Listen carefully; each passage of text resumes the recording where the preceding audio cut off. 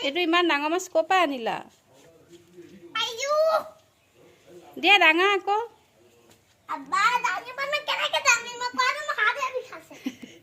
ডাঙা আকৌ দিয়া ডাঙা হা তোমাৰ নিচিনা ওখ হা বা এইটো চেষ্টা কৰিব লাগিব আকৌ দাঙিবলৈ ডাঙা মইতো পাৰিমেই দাঙিবলৈ